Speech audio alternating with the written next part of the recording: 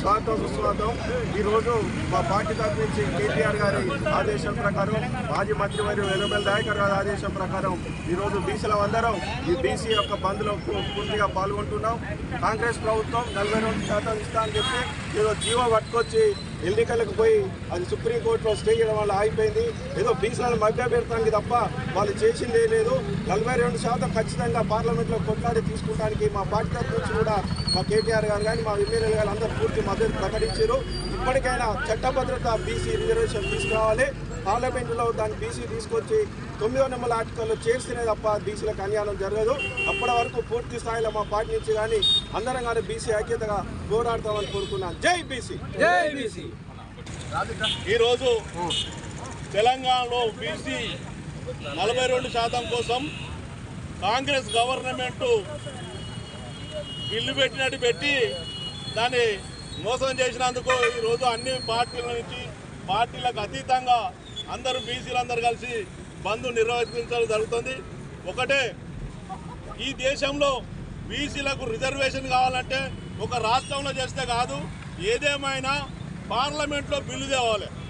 కాంగ్రెస్ ప్రభుత్వం ఇక్కడ మేము బిల్లు తెచ్చినా అసెంబ్లీలో పాస్ చేసి దాన్ని గవర్నర్ పంపితే అది అక్కడనే ఉన్నది। దాని నుండి మోసం చేసి అక్కడ పార్లమెంట్లో వాళ్ళ ఎంపీలు ఉన్నా కూడా ఎప్పుడు వాళ్ళు ఒక్కసారి అనలేదు। ఇవాళ అన్ని పార్టీలు కూడా మద్దతు ఇస్తున్నాయి।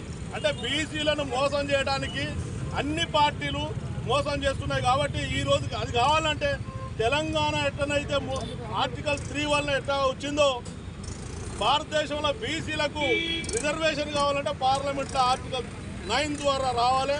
దానికోసం అందరం అన్ని రాజకీయాలకు అతీతంగా అందరూ బీసీలందరూ ఏకమై రాజ్యాన్ని అందరూ ఏకమై వేరు పార్టీలో ఉన్న వాళ్ళందరినీ వాళ్ళని నిలబెట్టి పార్లమెంట్లో బిల్లుగా చేసేంత వరకు మనం పోరాటం చేయాలని మనం చేస్తూ ఈ బీసీల ఐక్యంగా ఉంటే ఏదైనా సాధించవచ్చు। జై తెలంగాణ, జై తెలంగాణ।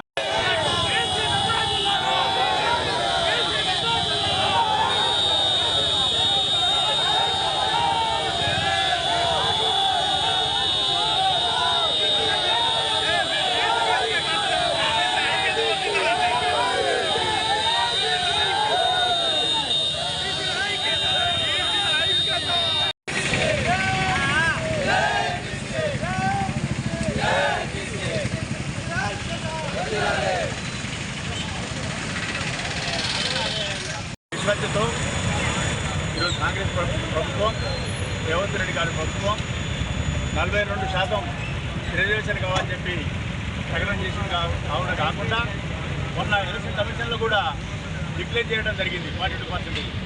ఆ 42% బీజేపీ కుట్రబన్ని ఇది కాంగ్రెస్కు చేసిన పని అవుతుంది కాబట్టి ఈ బీజేపీ కుట్రబన్ని దీన్ని ఆపడం జరిగింది। కేవలం బీజేపీ కుట్రనే కానీ ఎలాంటి కోర్టు కానీ ఎలాంటి వారికి అభ్యంతరం లేదు। ఎందుకంటే బీసీలు ఆ నిష్పత్తిలో ఉన్నారు కాబట్టి ఆ 42% న్యాయమైన సంగతి కోర్టు తెలుసు। అదే ఫస్ట్ రోజు కోర్టు న్యాయపరంగానే మాట్లాడడం జరిగింది. తెల్లారి మళ్ళీ బీజేపీ కుట్రతోటి ఇది మళ్ళీ స్టే రావడం జరిగింది. కాబట్టి బీజేపీ వ్యతిరేకంగా ఈరోజు మేము కాంగ్రెస్ పార్టీ తరఫున బంద్ చేస్తున్నాం. గవర్నమెంట్ ఉన్నా కూడా ఇది బీసీల కన్నా ఎక్కువ కాదని చెప్పి బంద్ తలపెట్టే కాకుండా బంద్ను సంపూర్ణంగా మేమే బంద్ చేయడానికి ముందుకొచ్చినాం. దీన్ని గమనించి బీజేపీ గవర్నమెంట్ మోడీ ప్రభుత్వం 42% వెంటనే అమలు చేయాలని చెప్పి కోరుతూ ఈరోజు ప్రజలందరి తరఫున బీసీలందరూ ఐక్యతగా ఉండాలి. ఇప్పుడనే గమనించండి బీసీల ఎదుగుదలను ఎంత ఓరవలేకపోతుందో, ఈ ఉన్నత వర్గాలు ఓరవలేకపోతున్నాయో దాన్ని గమనించి ముందు సాగాలని చెప్పి పిలుపునిస్తున్నాం.